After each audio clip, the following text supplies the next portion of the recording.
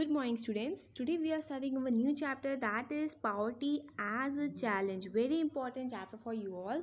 This is chapter number 3 of economics. Okay, very important chapter, economics. We all know that what's the meaning of this chapter. Okay, तो जिन बच्चों को नहीं पता है chapter का नाम, वो ध्यान से सुने.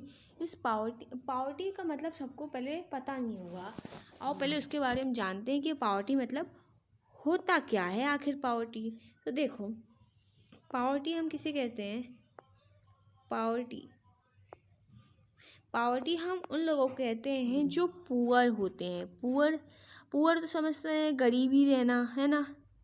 गरीब लोग को हम कहते हैं, ठीक है, पुअर पीपल.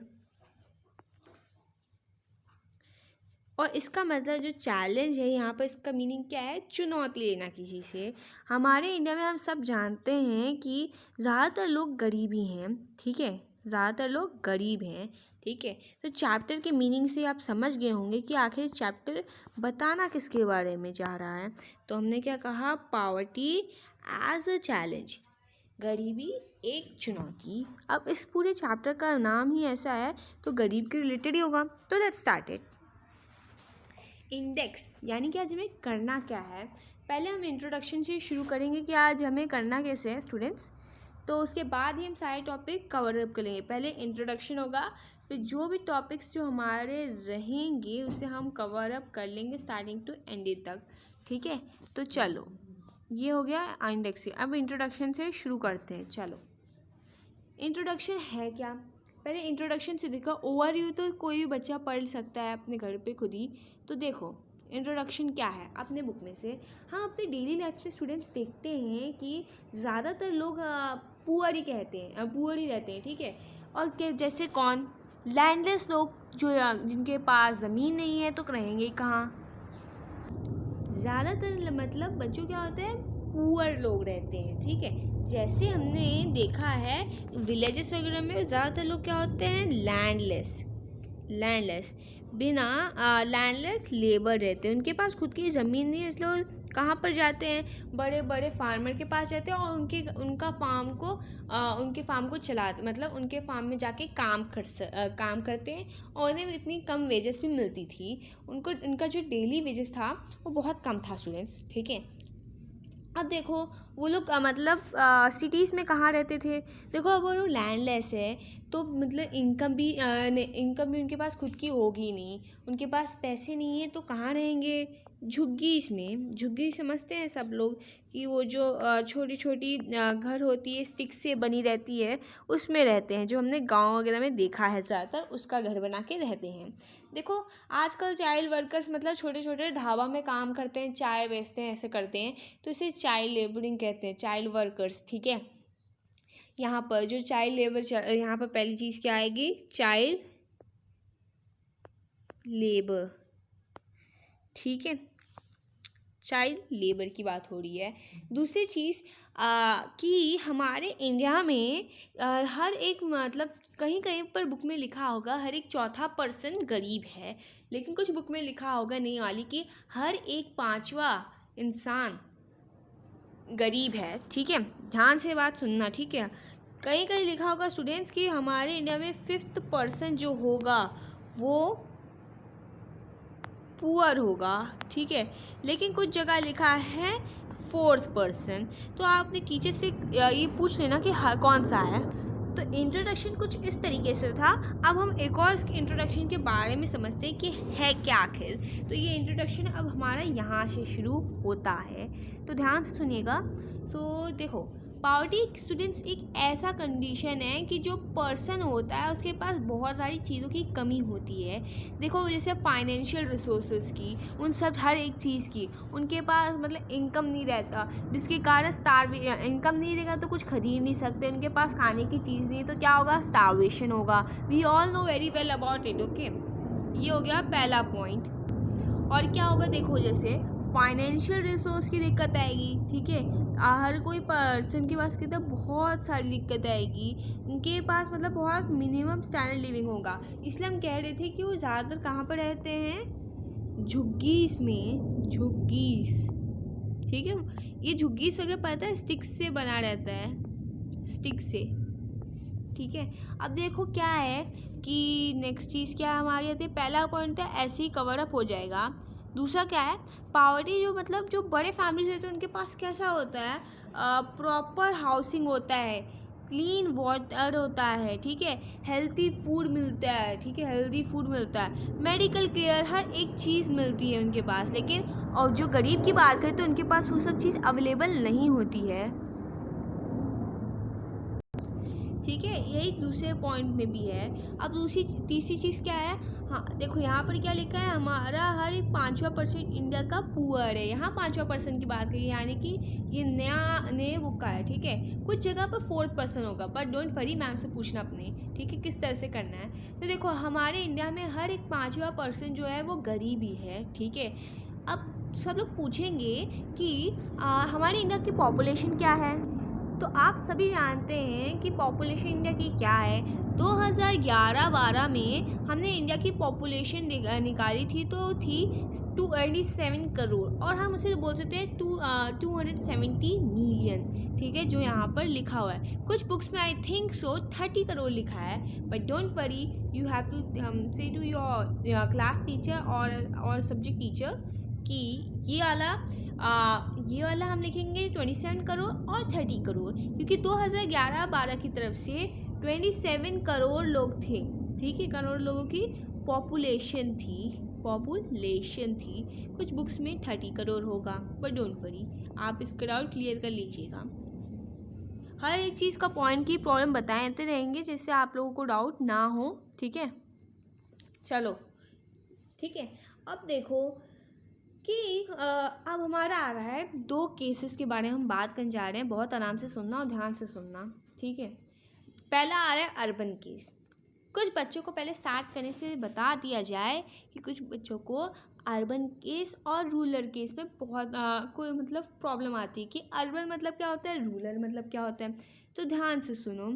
अर्बन, एक मिनट, अर्बन हम उसे कहते हैं जो किसके रिलेटेड हो, सिटीज़ के रिलेटेड हो, ठीक है, जो सिटीज़ के रिलेटेड हो, हाँ जी। और जो ये होता है अर्बन केस के बारे में। दूसरी चीज़ जो रूरल केस के बारे में हो, रूरल मतलब क्या होता है, जो विलेजेस के बारे में बात किया जाए, गांव निवास के बारे में, ठीक है, इतना फ़र्क है। यानी कि हम अर्बन केस की बात करने आ रहे हैं, यानी कि सिटीज़ की बात होने वाली है, ठीक है। सिटीज़ के ऊपर कोई केस के बारे में हम बात करने वाले हैं। तो अब देखो क्या है, यहाँ पर थोड़ा स्टार्टिंग का थोड़ा कम कुछ लिखा हुआ है, ठीक है। पूरा मैं बताऊँगी, अच्छे से ध्यान से सुनना, ठीक है। अब देखो एक आदमी है जिसका नाम राम शरण है। वो 33 ईयर्स का 33 साल का है, ठीक है। और उसका मतलब वो एक छोटे से जगह पे काम करता है जहाँ पर वीट फ्लोर का काम चलता रहता है। और कहाँ रहता है, रांची झारखंड। रांची और झारखंड में तो पता है कि झारखंड का कैपिटल रांची है, ठीक है। वो वहाँ पर रहता है और वो टोटल एक महीने का कितना रुपए कमा लेता है, 1500 रुपये कितने का कमा लेता है, एक मंथ का कमा लेता है, ठीक है।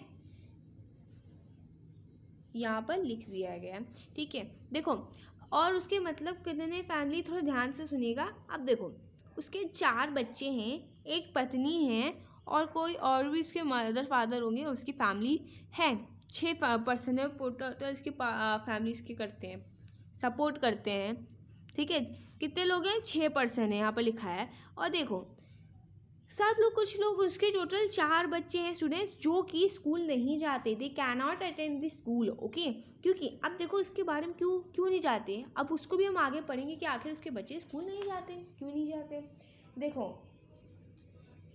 अब देखो उसका घर कहाँ पर है, कहाँ पर बसा हुआ है उसका घर।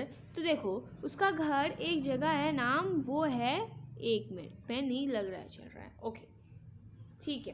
तो उसका एक गांव है जहाँ वो निवास करता है, उसका नाम है रामगढ़, ठीक है। ये उसका गांव है जहाँ पर रहता है, ठीक है। मतलब रांची झारखंड के नियर ही है, एकदम सामने ही है, ठीक है। उसका फादर जो है वो उस पर डिपेंड है, क्योंकि वो क्या है, लैंडलेस है।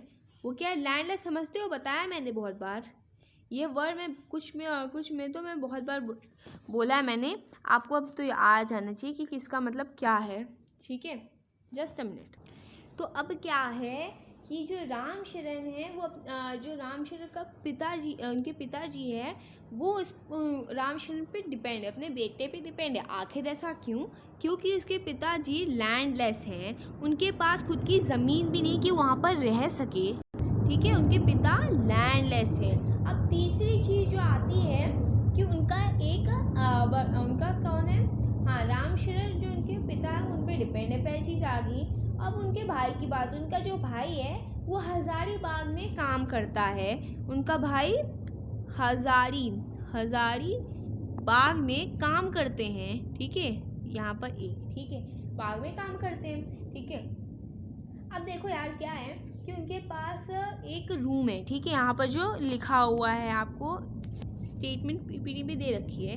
देखो जो उनकी पूरी फैमिली है वो कहाँ रहती है, एक गांव के सामने रहती है, लेकिन एक रूम है उनके पास जो रेंट पे है, ठीक है। वो रेंट हाउस पे रहते हैं। देखो अब आगे क्या है, उनके मतलब उनके बच्चों के पास क्या नहीं है, मतलब क्या उनके बच्चों के पास सिर्फ 2 जोड़ी कपड़े हैं, लेकिन उनके पास शूज़ नहीं, क्योंकि उन्हें आज तक शूज़ के बारे में, शूज़ उनके लिए बहुत लग्जरियस चीज़ थी, बहुत ऊंची चीज़ थी, ठीक है। अब चलो उनकी पत्नी की बात करते हैं, उनकी वाइफ की, राम शरण की वाइफ के बारे में हम बात करने जा रहे हैं, ठीक है। अब देखो उनकी वाइफ जो है वो उनकी वाइफ का नाम क्या है, शांता देवी। क्या नाम है, शांता देवी, जो एक मेड है, जो सबके घर पे जाके काम करती हैं, और उनसे बस कितना रुपए कमा लेती है, सिर्फ 800 रुपये कमा लेती हैं। कितने, 800 रुपये कमा लेती हैं। अब आता है कि उन्हें बस मतलब दिन में, पूरे एक दिन में वो 2 बार ही खाना खाते हैं। जैसे हम लोग 3 बार खाना खाते हैं, ठीक है, लेकिन उनके घर में 2 बार खाते हैं, और वो हमेशा एक ही चीज़ खाते, वो है दाल चावल ही खाते थे, ठीक है। अब आता है हमारा नेक्स्ट चीज़ कि अब पूरी फैमिली, मतलब जो उसका जो एक बेटा है, सबसे बड़ा बेटा है, वो टी शॉप में जाके काम करता है। और उसके बेटे की बात हो रही है, एल्डर, उसका बड़ा सन जो है वो कितने रुपए कमा लेता है, मतलब किसी ढाबा वगैरह छोटे मोटे काम कर लेता है, टी शॉप में काम करता है, और सिर्फ उसे 300 रुपये ही वहाँ से मिलते हैं, 300 रुपये मिलते हैं। अब देखो उसकी 10 साल की एक छोटी सी बच्ची है, जिसके जो अपने घर पे रह के अपनी दोनों छोटे भाई बहनों का ध्यान देती है। देखो एक बड़ा भाई हो गया, एक उसकी 10 साल की बहन, देखो 10 साल की उसकी बहन है, ठीक, मतलब मतलब जो राम शरण है उसकी 10 साल की लड़की है, जो घर पे रहती है, स्कूल नहीं जाती, क्योंकि उसे अपने भाई बहन का ध्यान देना पड़ता है, इस कारण वो स्कूल नहीं जाती है, ठीक है। ये बात हो गई, वो अपने भाई बहनों का वो केयरिंग करती है।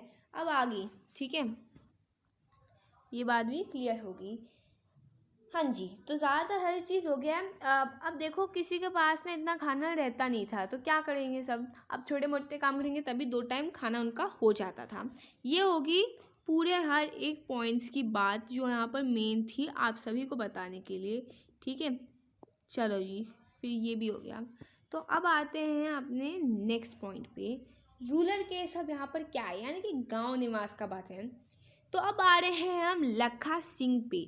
लखा सिंह जो हैं वो एक लैंडलेस लेबर है, उनके पास खुद की ज़मीन भी नहीं है इस बार, ठीक है। और वो एक स्मॉल विलेज में रहते हैं, और ये स्मॉल विलेज कहाँ पर है, 1 मिनट, कहाँ पर है, मेरठ। मेरठ तो सब लोग समझते ही हैं कि यूपी में एक जगह है, जहाँ यूपी में कौन सी जगह है, मेरठ, मेरठ जिसे हम बोलते हैं, ठीक है, ठीक है। ये उत्तर प्रदेश में है, ठीक है। आगे क्या है, और उसकी फैमिली जो है does not own any land, उनके पास खुद की कोई लैंड नहीं है, और उनके पास जॉब भी नहीं, और जॉब नहीं है इसीलिए वो बड़े बड़े जो फार्मर्स रहते हैं उनके यहाँ काम करते थे, ठीक है, छोटे मोटे काम कर लेते थे। और उन्हें सिर्फ कितने रुपए मिलते थे, देखो उन्हें सिर्फ कितने रुपए मिलते थे, 50 रुपये मिलते थे, सिर्फ 50 रुपये। अब आप लोग सोचोगे कि 50 रुपये में कौन सा काम हो जाता है। देखो स्टूडेंट, 50 रुपये में कोई काम नहीं होता था, इसीलिए हर एक दिन में 50 रुपये देते, साथ में साथ थोड़े बहुत जो कुछ कुछ सीरियल्स वगैरह बच जाते थे, कुछ गेहूँ वगैरह बच जाता था, वो उनको दे दिया जाता था वहीं पर, ठीक है। दाल वेजिटेबल्स जो जो बचते थे उन्हें दे दिया जाता था। अब देखो क्या बात हो रही है कि अब जो लखा सिंह है और उसकी जो पूरी फैमिली है वो एक कच्चा हाउस में रहती है। कौन से, कहाँ पर, कच्चा हाउस में, कच्चा हाउस में। ये आप स्टोरी खुद पढ़ोगे तो आपको बहुत अच्छे से समझ आएगी, ठीक है। जैसे कि यहाँ लिखा है कि वो 50 रुपये कमाता है और क्या कहते हैं उसे कभी कभी फूड ग्रेन भी मिल जाता है, कभी कभी, ठीक है, और कभी कभी कैश भी में उसको बस 50 रुपये मिल जाते थे, ठीक है। अब नेक्स्ट चीज़ क्या आती है कि जो लखा लाइव्स इन कच्चा हाउस, ठीक है, उसे कच्चा हाउस में रहता है, ठीक है। उसकी जो the woman of the family spend the chopping powder and collecting fire. उसकी जो पत्नी है वो क्या करती है, वो लकड़ी काटती है, ठीक है। लकड़ी का बंदोबस्त करती है उसके अपने फील्ड पे, ठीक है। और देखो अब जो उसके पिताजी हैं लखा सिंह के, यहाँ पर जो लखा सिंह आपको नज़र आ रहे हैं, उनके पिताजी जो हैं टीबी की बीमारी से गुजर रहे हैं, ठीक है, टीबी की बीमारी से गुजर रहे हैं। अब आते हैं इनके पिताजी की, क्योंकि इनके पिताजी टीबी की बीमारी से गुजर रहे हैं स्टूडेंट्स, इतनी बड़ी बीमारी लग गई थी। अब देखो अब इनके पिताजी कब तक ज़िंदा रहेंगे ये भी बात होएगी अभी। वो इसके पिताजी टीबी के पेशेंट थे, टीबी के पेशेंट, ठीक है, टीबी के पेशेंट थे।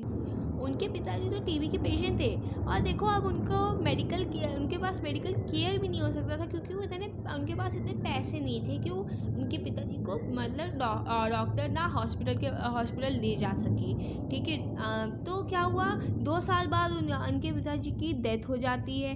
अब वही 2 साल बाद पास्ट के टाइम में उनकी डेथ हो जाती है। ये हो गए उनके पिताजी का। अब वही बीमारी जो टीबी है वो उनकी वाइफ को हो जाता है। क्या हो जाता है, टीबी की बीमारी हो जाती है, ठीक है।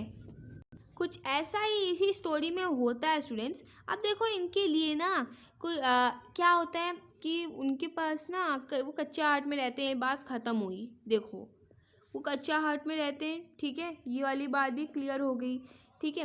अब देखो क्या है कि उनके पास ना क्लोथ्स भी नहीं, वो अब कोई भी अच्छा क्लोथ अपने फैमिली के लिए अफोर्ड भी नहीं कर सकते थे। उनके पास एक्सेस हेल्थ केयर भी नहीं था, वो कुछ अफोर्ड भी नहीं कर सकते थे अपने क्लोथ्स अपने बच्चों के लिए।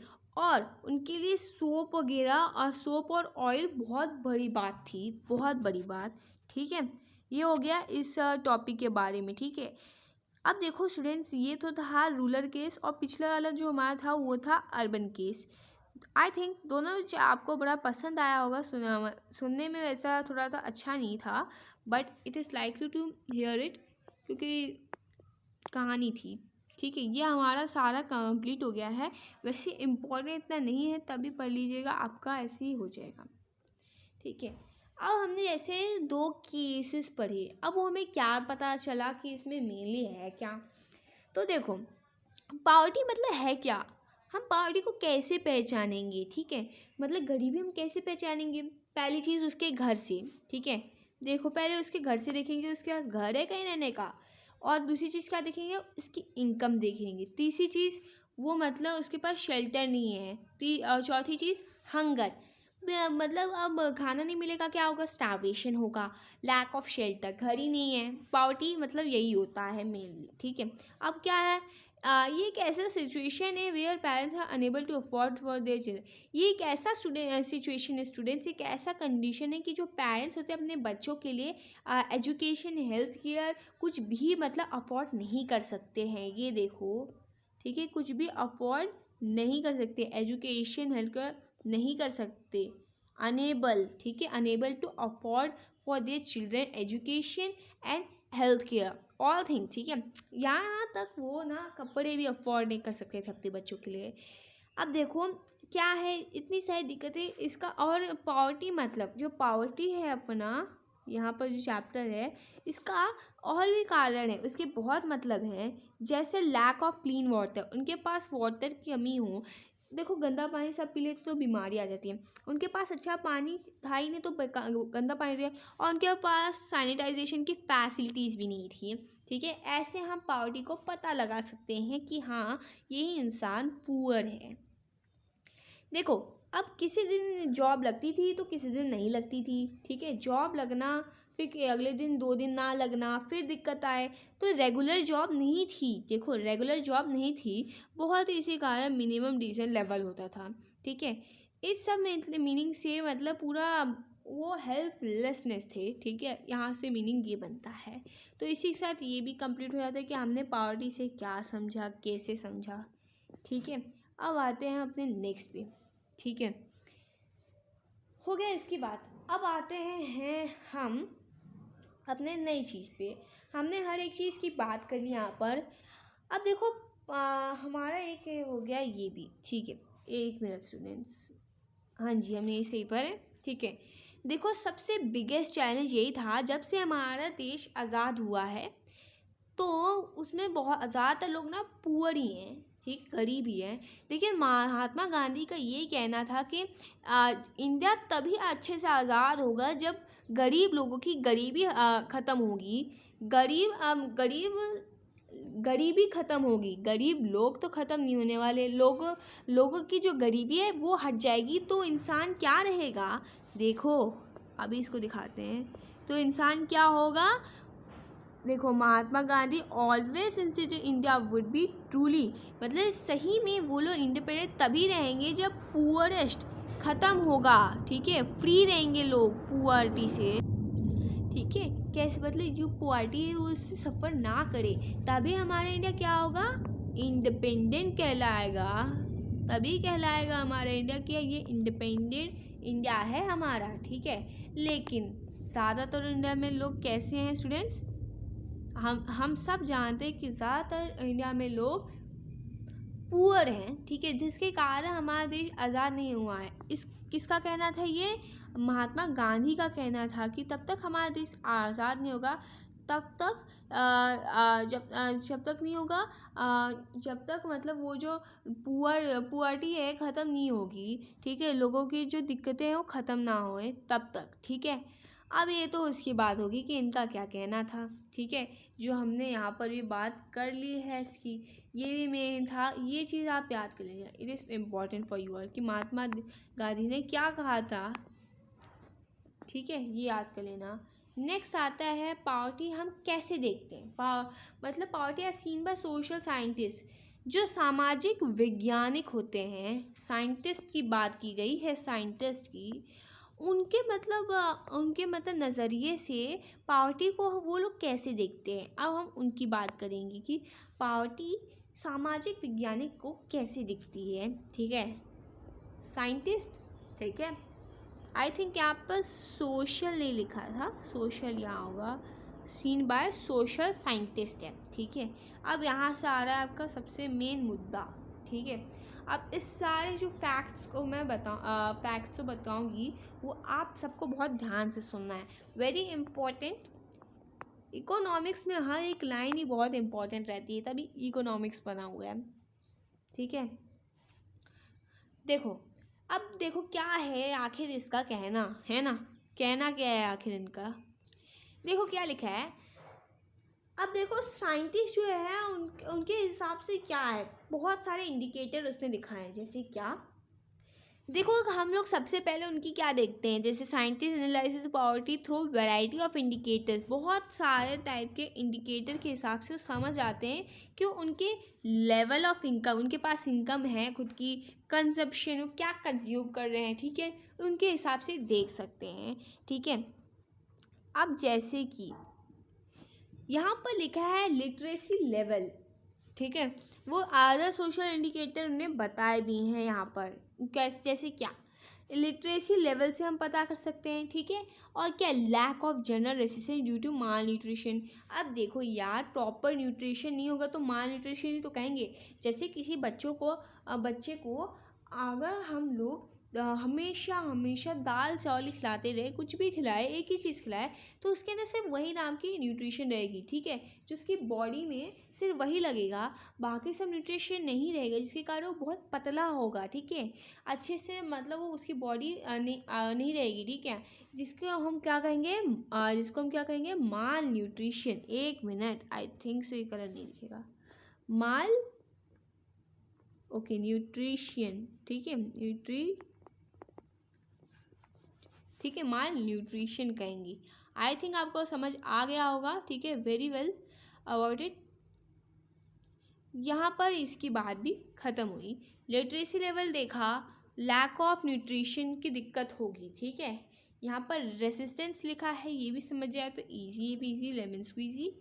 अब आते हैं नेक्स्ट चीज़ पे, आखिर वो क्या है देखते हैं, ठीक है। लिटरेसी लेवल हो गया, lack of general resistance malnutrition. देखो क्या होगा, लैक ऑफ न्यूट्रिएंट्स, बहुत सारी दिक्कत होगी। अगर देखो कोई बच्चा कार्बोहाइड्रेट प्रोटीन लेता रहेगा, तो बाकी सब न्यूट्रिएंट्स कहाँ जाएंगे यार, फैट्स भी है, ये सब भी लेना ज़रूरी है, कुछ अमाउंट में हर एक चीज़ लेना बहुत ज़रूरी है। आई थिंक ये वाला आपको समझ आ गया होगा, ठीक है, तो वेरी इंपॉर्टेंट, ठीक है गाइस। तो अब हम आते हैं अपने एक और चीज़ पे, थर्ड, ये वाले 2 पॉइंट्स हमारे हो गए थे। अब तीसरी चीज़ क्या है, lack of access health care. यही बात आती है, सिंपली समझना कि अगर हेल्थ केयर प्रॉपर नहीं मिलेगी तो क्या होगा, हेल्थ केयर अच्छे से नहीं मिलेगी, अगर उससे कोई प्रॉब्लम होगी तो क्या होगा, दिक्कतें आएंगी। ऑब्वियसली ये तो बहुत ईजी है, आप सबको समझ आ रहा होगा very well. Lack of job opportunity, अब इसके बारे में समझो। देखो उसके पास जॉब नहीं रहेगी तो क्या होगा, उसके पास इनकम नहीं रहेगी तो खाना नहीं प्रॉपर खाना न्यूट्रिएंट्स नहीं ले पाएगा, खरीद नहीं पाएगा, तो क्या होगा, उसकी कुछ दिन बाद डेथ हो जाएगी, कुछ ऐसे ही है। तो जॉब के कारण बहुत सी दिक्कतें आती हैं स्टूडेंट्स, बहुत सारी, ठीक है। तो अब जॉब नहीं रहेगी, देखो कितनी सारी प्रॉब्लम, तो जॉब अपॉर्चुनिटी सबके पास आज तक रहती आई है। तो ऐसी बहुत सारे सोशल इंडिकेटर्स हैं सॉरी। तो देखो, lack of access to safe drinking water, बहुत ज़्यादा क्या वो लोग गंदा पानी पीते हैं, अगर उनके पास कुछ चीज़ अफोर्ड करने के लिए है ही नहीं, वो अफोर्ड नहीं कर पा रहे हैं स्टूडेंट्स, वो कुछ अफोर्ड ही नहीं कर पा रहे, तो सेफ ड्रिंकिंग वाटर कहाँ कर पाएंगे, उनके पास तो सैनिटाइजेशन भी नहीं रहेगी, तो उससे क्या होगी, बीमारी फैलेगी, ऑफकोर्स, तो बीमारियाँ फैलेंगी, कुछ ऐसे ही होगा, ठीक है। ये आप लोग अच्छे से कर लीजिएगा, very important for you all, ठीक है। तो ये हो गया इसके बारे में, मेनली याद रखना, ठीक है। इट इज़ वेरी इंपॉर्टेंट कि इसमें क्या क्या उसने देखी हैं, अदर कोई सोशल इंडिकेटर्स जो हैं वो याद रखना, और मेनली क्या है, जो उनकी लेवल ऑफ इनकम है और कंजप्शन है, क्या कंज्यूम कर पा रही है, इनका मेनली इंडिकेटर है सोशल साइंटिस्ट का, ये है सोशल साइंटिस्ट का, ठीक है। अब आगे बढ़ते हैं। देखो मोस्ट कॉमन इंडिकेटर जो पॉवर्टी के लिए, जैसे हम कुछ सोशल एक्सक्लूजन के बारे में बात करेंगे अकॉर्डिंग टू कॉन्सेप्ट, ठीक है। अब ध्यान से सुनना ये बात, ठीक है, कॉन्सेप्ट के हिसाब से बात करेंगे students. Poverty must be seen in terms of poor, ठीक है। पॉवर्टी जो है वो कौन से टर्म में दिखती है, कि जैसे कोई poor having only in a poor surrounding with other poor people, ठीक है। अब इसको ध्यान से सुनना, ठीक है। अब इसको स्टार्ट करते हैं, इस टॉपिक को भी जल्दी। देखो पुअर लोग के एरिया में पुअर लोग ही रहेंगे, ठीक है। अब देखो क्या है कि जैसे भी मतलब क्या कॉसेस हो सकते हैं, it can both a cause as well as consequence of the poverty usual sense. ये सोशल एक्सक्लूजन जो है मतलब पॉवर्टी एनालिसिस बता रहा है, ठीक है, कि किसके बारे में बता है, सोशल के बारे में, समाज के बारे में, कि अगर कोई पुअर पीपल है वो मतलब पुअर पीपल के साथ ही रहेगा, अब थोड़ी ना किसी अमीर के पास चल जाएगा, ठीक है। तो यहीं पर यही चीज़ लिखा गया है, the term will having only the poor surrounding with the other poor people, दूसरे पुअर पीपल के साथ रहेगा, ठीक है। अब देखो यार, दोनों का मतलब it can both a cause as a well as a consequence poverty, ठीक है, ये भी नहीं है, ठीक है। अब हम इसके बारे में तो बात कर लिए, ठीक है। देखो हम सब जानते हैं कि हमारे इंडिया में ज़्यादातर लोग डिफरेंट कास्ट सिस्टम के हिसाब से मतलब अलग अलग कास्ट से बिलोंग करते हैं, ठीक है। उनको मतलब इक्वल अपॉर्चुनिटी दी गई है, ठीक है। ये सोशल एक्सक्लूजन की बात हो रही है, ठीक है। ये मतलब इसमें क्या होता है, उनमें डैमेजेस नहीं होते, उनके पास वही इस कारण उनके पास बहुत लो इनकम होती है, कुछ ऐसा ही चलता है सोशल एक्सक्लूजन में, ठीक है। वल्नरेबिलिटी, अब यहाँ पर आता है सब पूछ रहे होंगे कि आखिर वल्नरेबिलिटी मतलब होता क्या है। इसे हम कहते हैं भेद्यता, ठीक है। भेद्यता, ठीक है। भेद करना, भेदभाव करना, वही, ठीक है। अब देखो वल्नरेबिलिटी को हम जो पावर्टी है हम इसे कैसे समझ पाते हैं, मेजर कैसे कर पाते हैं, ठीक है। अब हम उसको मतलब कैसे समझेंगे, हम उसे कहेंगे मेंबर ऑफ बैकवर्ड कास्ट है, ठीक है। और देखो अब जैसे कोई वीडो समझते हो ना, जैसे किसी का हस्बैंड मर जाता है, वो औरत जो होती है विधवा हो जाती है, ठीक है। अगर कोई पर्सन कैसे मतलब पुअर्टी हो जाएगी, अगर कोई देखो आजकल पुराने समय की थोड़ी बात करते हैं, जैसे कोई पर्सन हैंडीकैप है, हैंडीकैप पुराने समय में की बात करते हैं, कोई पर्सन हैंडीकैप है तो क्या होगा, हैंडीकैप पर्सन तो अगर उसके फादर मदर की डेथ हो गई तो वो उनके बिना मतलब वो ये तो कुछ कर नहीं सकता क्योंकि हैंडीकैप है। तो उसकी फैमिली मेम्बर की किसी की डेथ होगी जो मतलब जिसको इनकम मिलती थी, अब वो उसी की डेथ होगी तो कमाएगा कैसे। इस कारण ये लोग क्या हो जाते हैं, पुअर हो जाते हैं, ठीक है। और जैसे वीडो वुमन भी हो जाती हैं, ठीक है। इसी कारण से इस कारण वो लोग क्या हो जाते हैं, पुअर हो जाते हैं, ठीक है। वहीं पर ये सब चीज़ एकदम सेम टू सेम यहाँ लिखी गई है, हैंडीकैप पर्सन वही ज़्यादातर क्या हो जाते हैं, पुअर बन जाते हैं। अपने आगे वाले सालों में भी ऐसे होते जा रहा है, ठीक है। अब देखो यहीं पर different communities finding alternative livings, ठीक है। अब हम और भी टर्म्स में कह सकते हैं ये एसेट हैं, एजुकेशन, हेल्थ केयर और जॉब अपॉर्चुनिटी से वल्नरेबिलिटी हम पता कर सकते हैं, ठीक है। अब देखो ये हो गया टॉपिक इसके बारे में, वेरी इतना इम्पोर्टेंट नहीं है लेकिन आपको पढ़ना है, सो यू हैव टू, ठीक है। तो देखो एक क्वेश्चंस आपको लेते हुए आए हैं कि क्या है, state the dimension of poverty. Poverty को मेनली इसमें मीनिंग बन रहा है कि हम पावर्टी को कैसे देखेंगे स्टूडेंट्स, कैसे आखिर कैसे देखेंगे। तो क्वेश्चन के हिसाब से इट इज़ वेरी इंपॉर्टेंट कि हम पावर्टी को किस तरह से कैसे हम देखेंगे, ठीक है। ये इम्पॉर्टेंट क्वेश्चन है, हर बार क्वेश्चन रिपीट होता है, ठीक है। अब देखो हम किस तरीके से देखेंगे। पहला point, it means hunger and shelter, ठीक है। पावर्टी कैसे it means hungers and shelter, hungers और शेल्टर की दिक्कतें, ठीक है। और it is a situation in which parent are not able to send their children और टू स्कूल। ये एक ऐसा सिचुएशन है, मैंने आपको हर एक चीज़ पढ़ाई कि एक ऐसा सिचुएशन है, एक ऐसा कंडीशन है कि जिनके पेरेंट्स अपने बच्चों को स्कूल नहीं भेज पाते हैं, ठीक है। तीसरी चीज़, ये एक ऐसा सिचुएशन है कि कोई भी सिक पर्सन, ठीक है, मतलब कोई डिजीज़ से गुजर रहा हो और हम उसे मतलब ट्रीटमेंट अफोर्ड नहीं कर सकते तो वो भी हो सकता है, ठीक है। ये पाउडर की निशानी है, ठीक है। चौथी चीज़, it means lack of safe और drinking water and sanitization fail. देखो सैनिटाइजेशन फैसिलिटीज़ होगी तो बीमारी फैलेंगी, ऑफकोर्स फैलेंगी। लैक ऑफ सेफ्टी ड्रिंकिंग, ठीक है। पांचवी चीज़ क्या है, हाँ पांचवी चीज़, लैक ऑफ रेगुलर जॉब है, मिनिमम डिसेंट लेवल। बहुत सारे मतलब जॉब अपॉर्चुनिटी नहीं मिल पाती है, ठीक है। रेगुलर नहीं मिलती, कभी कभी मिल जाती है तो कभी कभी नहीं मिलती है। वेरी इंपॉर्टेंट क्वेश्चन, ठीक है। नेक्स्ट आते हैं हम पावर्टी लाइन, जिसे हम कहते हैं गरीबी रेखा, ठीक है। गरीबी रेखा, देखो क्या है कि हमने जैसे पावर्टी के ऊपर डिस्कस किया पूरी, उसके बारे में कॉन्सेप्ट अब जो हम पढ़ने जा रहे हैं, जैसे पावर्टी लाइन जो आ गया है हमारा, ठीक है। ये कॉमन मेथड है स्टूडेंट, जो हम क्या करते हैं उसके इनकम और उसके इनकम के द्वारा देखते हैं और कंजप्शन के लेवल के हिसाब से हम पावर्टी लाइन चेक करते हैं। कैसे, देखो मैं लिख देती हूँ, इनकम और कैसे देख सकते हैं, कंज्यूम,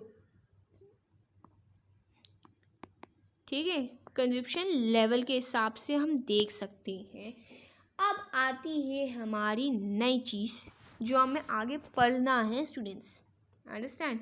आ जाओ, देखो स्टूडेंट्स, ये एक कॉमन मेथड है जो हम कोई भी पॉवर्टी लाइन को मेज़र कर सकते हैं, और ये किस पे बेस्ड रहता है, इनकम और कंजप्शन लेवल के हिसाब से, ठीक है। कंजप्शन लेवल के हिसाब से आई थिंक इस पे नज़र आ रहा है, कोई बात नहीं, कलर चेंज कर लेंगे, ठीक है।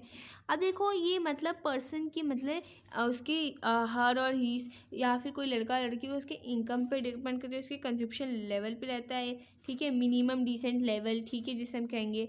अब देखो पावर्टी लाइन में भी very with time and place, ठीक है, ये भी मेन है बहुत ज़्यादा। पावर्टी किस तरीके से देखी जाती है इस पिक्चर के हिसाब से समझो आप लोग, ठीक है, कि हम लोग पावर्टी को किस तरीके से समझ पाएंगे, ठीक है। और आगे each country use the imaginary line that is consider appropriate for its existing level and development and it accepted minimum social norms, ठीक है। सुनना ध्यान से, हम देखो पर्सन की ये जो मिनिमम लेवल की बात करी है, उनकी मतलब फुलफिल वैसे कंप्लीट नहीं हो पाती है, ठीक है। पावर्टी लाइन कैसे पता चलती है, ठीक है। अब देखो क्या प्रॉब्लम आ गई, जैसे हम यहाँ पर क्या लिखा है, each country uses imaginary, okay fine. तो ये देखो हर एक कंट्री का ये जो पावर्टी लाइन के बारे में कर रहे हैं, वहाँ पर इमेजिनरी जो लाइन है वो मतलब एग्जिस्टिंग लेवल और डेवलपमेंट सिर्फ क्या होता है, एक्सेप्ट मिनिमम सोशल नॉर्म क्यों आ रहा है, मिनिमम सोशल नॉर्म्स जिसे हम बोलते हैं, ये देखो, ठीक है। जैसे एक एग्जांपल लेते हैं स्टूडेंट्स, इसका अगर जिस बच्चों को मतलब नहीं समझ आया होगा पढ़ के तो ध्यान से सुनो, ठीक है।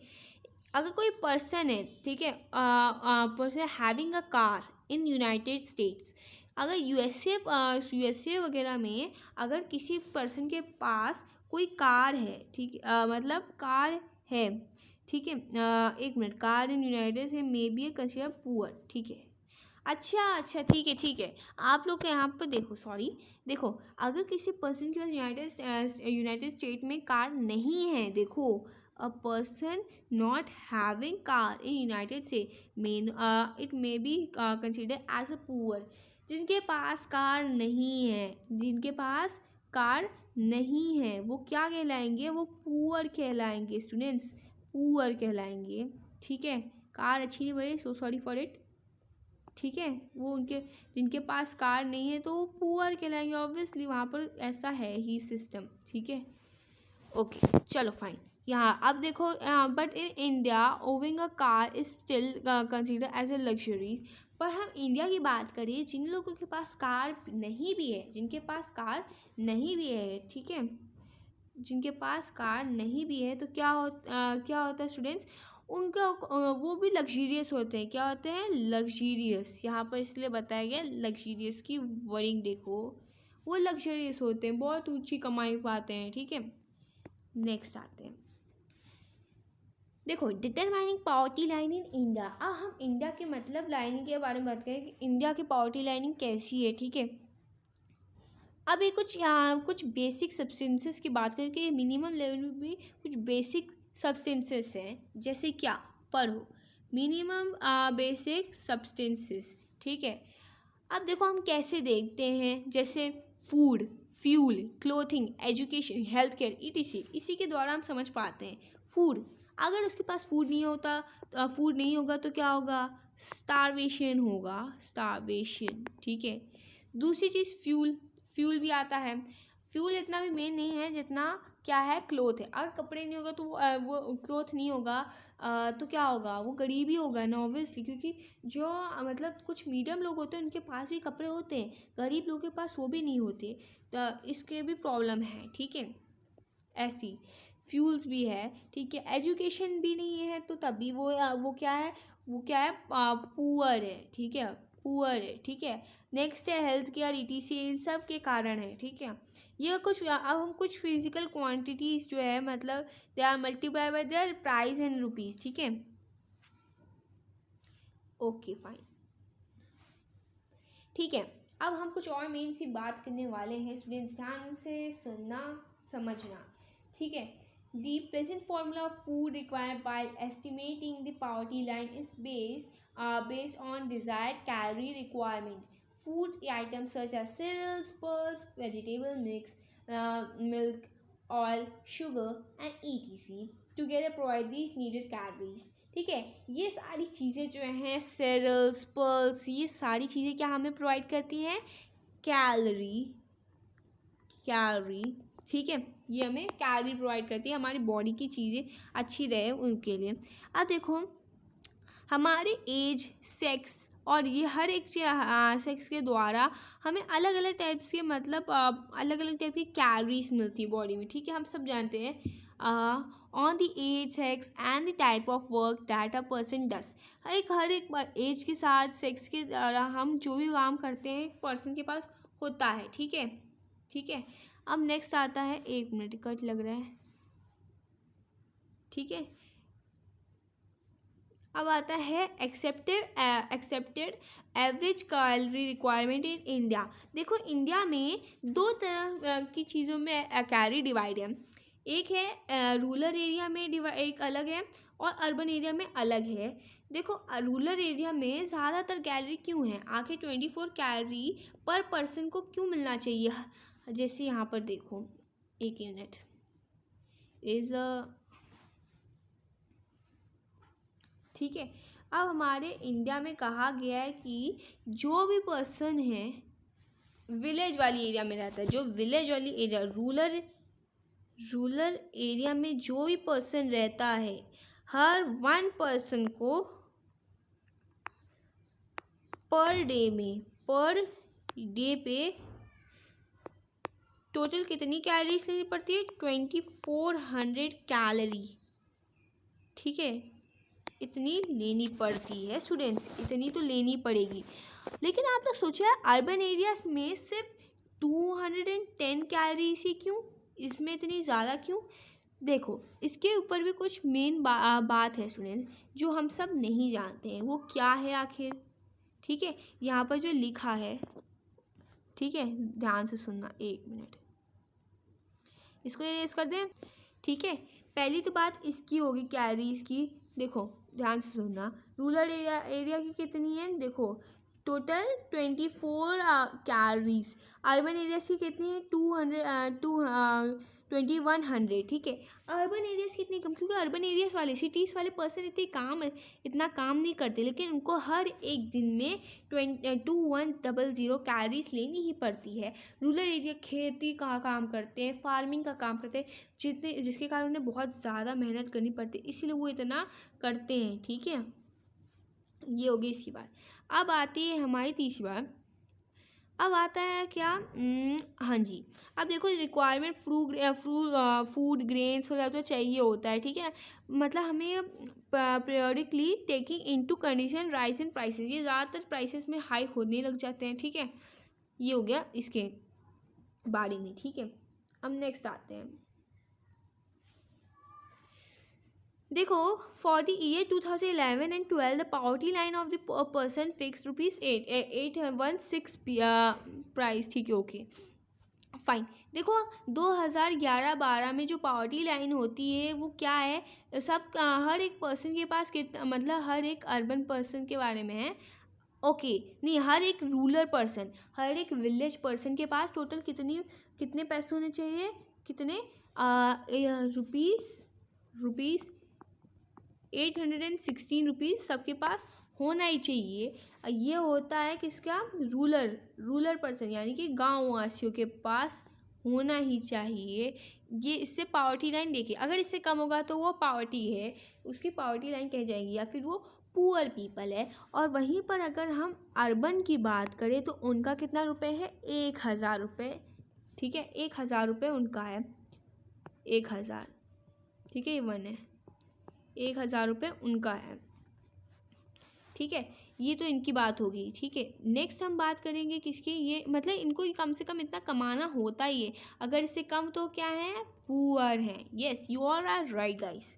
तो ये हो गया इसकी पॉइंट की। अब नेक्स्ट आता है पॉवर्टी लाइन इस एस्टिमेट प्रोडिक्टली नॉर्मली एवरी 5 ईयर। ये मतलब जो सर्वे होता है ना, सर्वे समझते हो? मतलब जो पॉवर्टी देखी जाती है कि हाँ इस साल में सबसे ज़्यादा पॉवर्टी ज़्यादा बढ़ी है, इतने गरीब लोग हुए हैं, इतने गरीबी जो जनता है वो बढ़ गई है। अब देखो इस साल में क्या हुआ? गरीबी जनता बढ़ी। दूसरे साल में 5वें साल में क्या हुआ? गरीबी जनता घट गई। ठीक है, ये जो सर्वे चलता है ये कंडक्ट ऐसे करवाते हैं, एक सैम्पल सर्वे के हिसाब से करवाया जाता है, ठीक है, सैम्पल सर्वे में। और ये नॉर्मली हर 5 साल में करवाए जाते हैं, एवरी 5 ईयर्स, हर एक 5 साल में ये सर्वे करवाया जाता है, ठीक है। और इसका पूरा नाम जानना ज़रूरी है, जो कि यहाँ पर लिखा गया है स्टूडेंट्स। ये पॉइंट 3 पे लिखा है, this survey carry out by the. ये सर्वे कौन करता है? नेशनल सैम्पल सर्वे ऑर्गेनाइजेशन, जिसे शॉर्ट फॉर्म में हम क्या कहते हैं? NSSO। जिन्हें नहीं समझ आया ध्यान से फिर से एक बार सुनेंगे, 1 मिनट। देखो क्या है, कैसे है, क्यों है, अब समझो, ध्यान से सुनना मेरी बात, ठीक है। जो भी मतलब कितनी जनता है इस बार गरीब हुई है, पावर्टी लाइन कैसी देखी जाती, कौन कंडक्ट कराता है, क्यों करवाता है, ध्यान से सुनो, ठीक है। ये करवाता है NSO, NSSO। अब तुम लोग पूछेंगे NSSO क्या है? ये क्या कराता है? गरीब लोग कब कितनी बढ़ी कितनी घटी ये लोग देखते हैं। और कब देखते हैं? हर 5 साल देखते हैं। नॉर्मली हर एक 5 साल पे ये लोग ये सैंपल चलाते ही चलाते हैं, ठीक है। ये वाला सैंपल चलाते ही चलाते हैं, ये वाला सैंपल चलेगा, ऑफ कोर्स चलेगा। और इसका पूरा नाम क्या है students? I think national sample है, okay, national sample survey organisation, understand very well.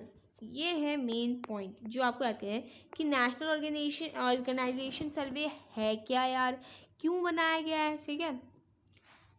अब आते हैं नेक्स्ट पॉइंट पे, ठीक है, आ जाओ। एक बीच में बचा था क्या? आई थिंक है, यस गाइस। अब हम आ रहे हैं पावर्टी एस्टीमेट में, ठीक है। अब देखो ध्यान से सुनना, ठीक है। इंडिया में 55% 1973 में मतलब बताया गया था, ठीक है, कि 55% इन 1970, ध्यान सुनना। और 30% 2009-10 में बताया गया था कि मतलब कितने पावर्टी पुअर पीपल लोग की रेशियो थी कितनी कम हुई है, डिक्लाइन हुई है जिसे हम कहेंगे, ठीक है। अब उसी का कुछ हम मेनली टॉपिक बात करने वाले हैं, जो सबसे मेन है स्टूडेंट, ध्यान से सुनना, ठीक है। तो स्टार्ट करते हैं। देखो यहाँ पर कुछ अलग है, आपकी कुछ बुक में अलग है, तो ध्यान से सुनिए। जो अब हमने देखा कि जो पावर्टी डिक्लाइन कैसे हुआ, पावर्टी जो कम हुई वो कहाँ इंडिया में कितनी कम हुई? 45% हुई। और कौन से साल में हुई? 1993 1994 में। और 37.2% कब हुई? 2004 और 5 में हुई। और ये 1997 में 45% हुई, ठीक है। I think you know very well about it, ठीक है। ये हो गया पहला पॉइंट यहाँ पर। दूसरा पॉइंट का the proportion of people below poverty to the further came to about 22% 2000। अब देखो दूसरी बात क्या है, जो प्रोपोर्शन ऑफ पीपल जो पॉवर्टी लाइन के नीचे हैं वो कितने?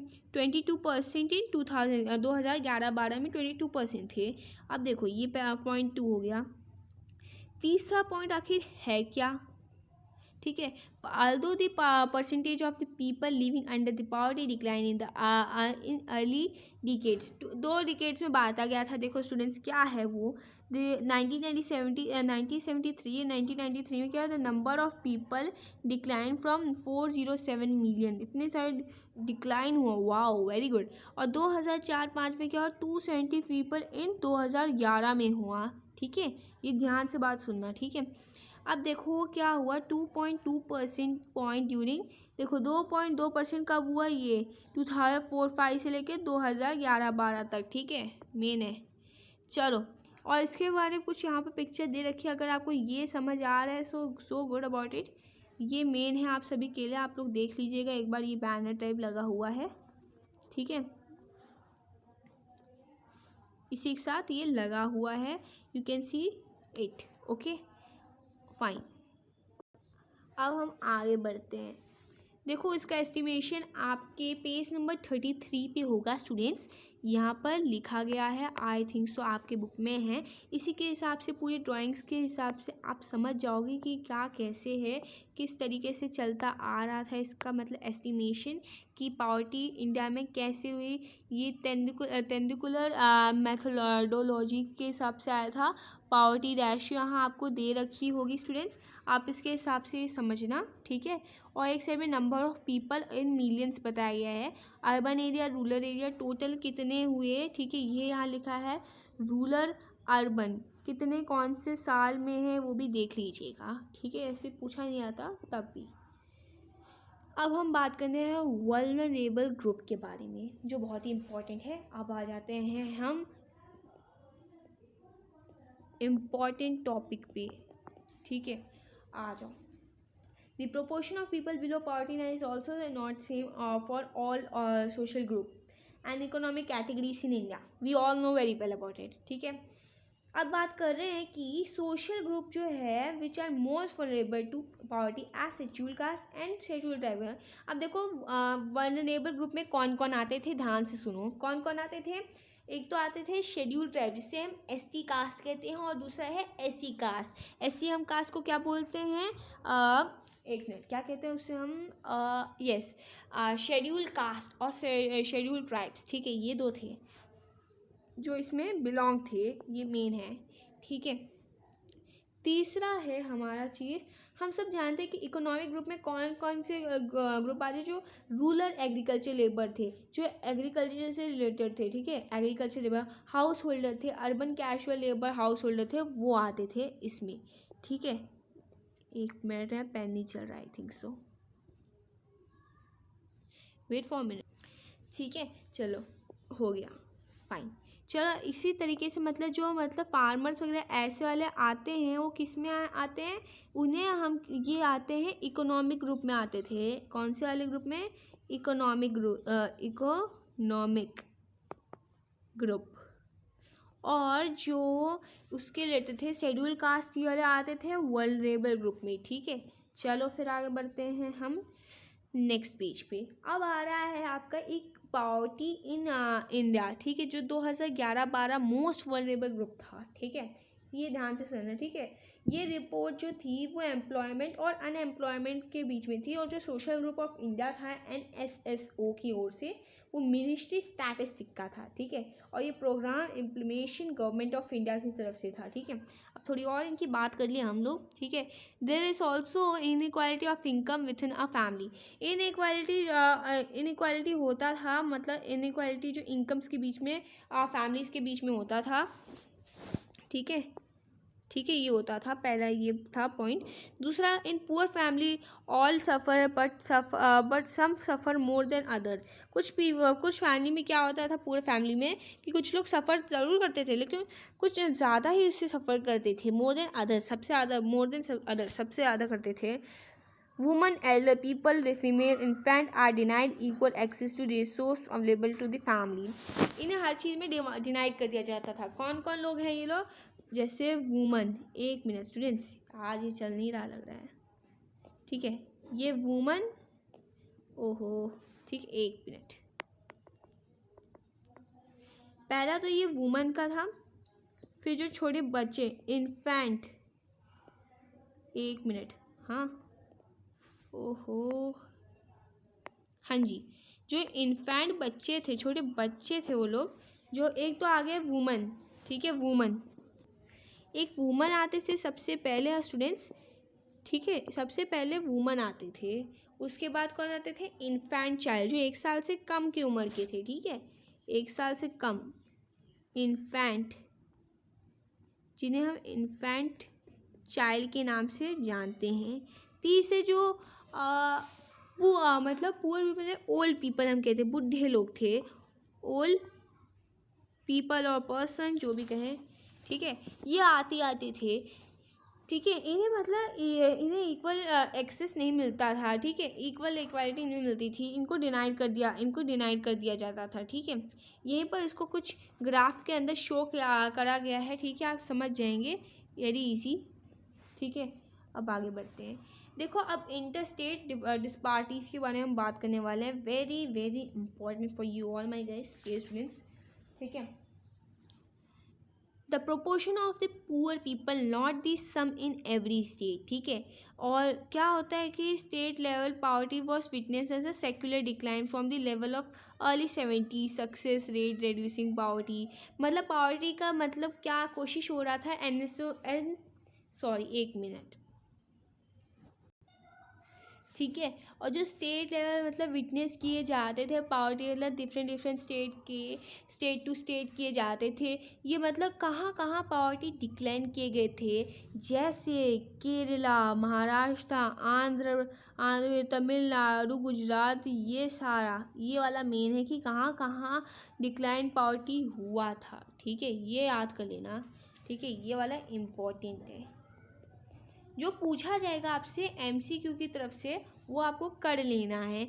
देखो state level poverty was witness और सेक्युलर डिक्लाइनेशन हो रहा था, इसलिए हम इंटर स्टेट डिस्पार्टीज कह रहे थे इन्हें, ठीक है। Inter space disparities. देखो तो नेशनल एवरेज की जो हम बात करने वाले, एक मिनट, शायद आई थिंक सो कहानी इसमें है, हाँ। तो देखो पहले कहानी अभी शुरू हुई नहीं है।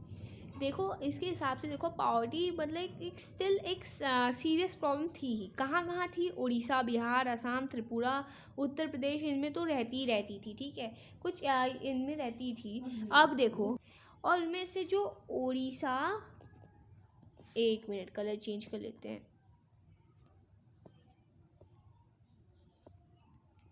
ये स्क्रीन पे आया नहीं, यस आ गया। और इनमें से जो उड़ीसा आई थिंक सो बिहार, ये बिहार, ये जो मेन थे उड़ीसा और बिहार, ये मतलब दो पुअरेस्ट स्टेट थे। यही दो मेन पुअरेस्ट स्टेट हैं। पुअरेस्ट क्या है? पुअरेस्ट स्टेट थे स्टूडेंट, एक मिनट, यही थे पुअरेस्ट स्टेट, ठीक है। अब देखो ग्राफ 3.2 हमें ये दिखाते हैं कि उड़ीसा और बिहार जो थे वो एक पुअरेस्ट स्टेट थे, ठीक है। और उनकी पॉवर्टी रेशियो कितनी है वो भी सुनो। अब देखो, अब जो मतलब उड़ीसा की कितनी मतलब कितने परसेंट लोगों थे, पॉवर्टी रेशियो कितनी थी वो सुनो। उड़ीसा की जो पॉवर्टी रेशियो थी, उड़ीसा पॉवर्टी रेशियो थी वो थी 47%, ठीक है। और परसेंट, और जो बिहार की थी वो थी 43%, 43%। ये इनकी क्या है? ये परसेंट है, ठीक है, परसेंट, ठीक है। ये इनकी है पावर्टी, ठीक है। ये इनके उसके बारे में, ठीक है। अब और भी हम बात करें जैसे रूरल पावर्टी, अर्बन पावर्टी की, मतलब वहाँ पर कहाँ पर थी? कुछ हाई एरियाज में, जैसे उड़ीसा की मैंने बात की, बिहार की मध्य प्रदेश, उत्तर प्रदेश, ये सारी जो है पावर्टी के बारे में है। रूरल पावर्टी, अर्बन पावर्टी, ये बहुत हाई स्टेट्स में थे, कुछ इन्हीं स्टेट्स में, ठीक है। हाँ जी, ठीक है। अब देखो और क्या बात होगी, जैसे ये जो पावर्टी डिक्लाइन कम हो रही थी वो थी Kerala, Jammu and Kashmir, Andhra Pradesh, Tamil Nadu, Gujarat, West Bengal, state like Punjab, Haryana, जो हमने पिछले इसमें बात की थी। ये थे कुछ ऐसे स्टेट्स जहाँ पर पावर्टी डिक्लाइन होती जा रही थी। केरला एक ऐसे था जहाँ पर ह्यूमन रिसोर्स डेवलपमेंट हुआ करता था, वहाँ पर ज़्यादा ही था। और वेस्ट बंगाल जो था वो मतलब क्या किस लिए था? रेड्यूसिंग द पावर्टी, वो भी वही काम करता था। और आंध्र प्रदेश, तमिलनाडु जो थे वो पब्लिक डिस्ट्रीब्यूशन जैसे फूड ग्रेन में काम कर रहे थे, और ये उसके इस चीज़ की बहुत रेस्पॉन्सिबिलिटी रखते थे, इसमें वो इम्प्रूवमेंट ला रहे थे। यही कुछ पावर्टी रेशियो आपको यहाँ पर दे रखी हैं, आप आई थिंक सो देख के समझ जाएंगे कि ये जो है ये इनकी पावर्टी रेशियो यहाँ पर दे रखी है ईयर के साथ। आप जैसे समझ पाओ, ईयर देखो यहाँ पर लिखा है 2008 का जो गवर्नमेंट ने निकाला था 2019 की तरफ से, ठीक है, 2018-19 का। और इसमें इसके सेलेक्ट इंडियन स्टेट, जो कुछ इंडियन स्टेट जो है बिहार, जैसे देखो बिहार, उड़ीसा और आसाम, मध्य प्रदेश, सबका यहाँ पर लिख रखा हुआ है जिससे आप समझ सको, ठीक है। कुछ ऐसे ही हैं, ठीक है। I think you know very well about it, क्योंकि आप ग्राफ से हर एक चीज़ समझ जाएंगे स्टूडेंट्स, ठीक है। एक मिनट ये रेस कर दूँ, ठीक है, चलो हो गया, हाँ जी। तो चलो आगे बढ़ते हैं। अब हमारा नया आ रहा है टॉपिक, क्या है आखिर वो भी समझ जाएंगे कुछ ही देर में, ठीक है। तो हाँ जी, global poverty standard I think so नहीं, क्वेश्चन है, ठीक है। क्वेश्चन क्या है, describe how the poverty line is estimated in India. ये है आप लोगों का क्वेश्चन। अगर आपको समझ आया तो प्लीज़ कमेंट इट कि हाँ आपको समझ आ गया, ठीक है। वो आपने बताया, मैंने आपको हर एक चीज़ बताई कि जो नेशनल सैम्पल सर्वे है, देखो नेशनल सैम्पल सर्वे ऑर्गेनाइजेशन, जिसे हम NSSO कहते हैं, और मतलब कितनी कैलोरी ज़रूरत है पर डे एक अर्बन के लिए, एक रूरल के लिए, ये सब भी लिखा है। और कितने हर एक पर्सन को हर एक दिन कितने रुपए कमाना चाहिए, तो आपको बताना है कि $1 हर एक पर्सन को एक दिन में कमाने ही चाहिए, यानी कि 73 रुपीज़ पर डे। $1 का मतलब यही होता है। ये जो डॉलर का साइन है ये वाला, इसका होता है $1 का मतलब होता है यही, ठीक है। क्वेश्चन ये वाला हो गया। अब आता है ग्लोबल पॉवर्टी सैनेरियो पे, ठीक है। बहुत ही इजी पीजी, ठीक है। अब देखो, the World Bank as living on the less than $1.25 यहाँ पर लिखा गया, आई थिंक सो मेनली, ठीक है। कुछ इसकी भी कुछ इंपॉर्टेंट चीज़ें हम बात करने वाले हैं, इसलिए बहुत ध्यान से सुनना, ठीक है। वेरी इंपॉर्टेंट ये आ रहा है हमारा ग्लोबल सैनेरियो, क्योंकि इकोनॉमिक्स बहुत ज़्यादा इस पर बेस रहती है, ठीक है। देखो, जो मतलब हर एक पर्सन को कितने रुपए कमाना चाहिए, $1 कमाना चाहिए पर डे के हिसाब से, वर्ल्ड बैंक की तरफ से, ठीक है। World Bank as a living less than, इससे कम जो कमाएगा वो क्या कहलाएगा, पुअर पीपल, यानी कि पॉवर्टी, ठीक है, पॉवर्टी। अब देखो, जैसे in the country of South Asia, India, Pakistan, Sri Lanka, Nepal, Bangladesh, Bhutan are decline also been rapid, मतलब इनका भी डिक्लाइनेशन इसमें हो रहा है। Poverty in India also shown higher than national estimation, poverty जो इंडिया की भी है वो मतलब इन सबसे तो कम ही है, लेकिन नेशनल एस्टिमेशन के हिसाब से, ठीक है।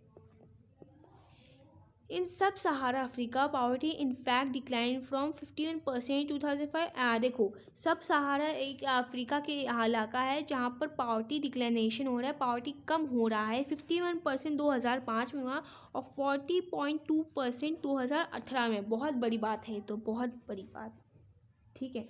अब इसका कुछ ग्राफ दिया गया है कि पॉवर्टी इक्वालिटी डाटा बेस के ऊपर है कि वर्ल्ड बैंक डाटा कैसे निकाला गया था, ठीक है। कि इस कुछ इन एरियाज़ में मेनली बताया गया है कि इन एरियाज़ में, एक मिनट, कुछ इन एरियाज से स्टूडेंट्स, इनकी ये जो पॉवर्टी कैसे डिक्लाइन की गई थी, पॉवर्टी डिक्लाइन कम हुई थी ना, डिक्लाइन, ठीक है। ये इनके एरिया थी जो हमें बताना था, ठीक है। अब आगे चलते हैं स्टूडेंट्स, आपको देख के समझ आना है, ठीक है। अब आ जाते हैं नेक्स्ट पे। New sustainable development goals of United Nation UN propose ending poverty of all types by 2030। Oh God, ठीक है।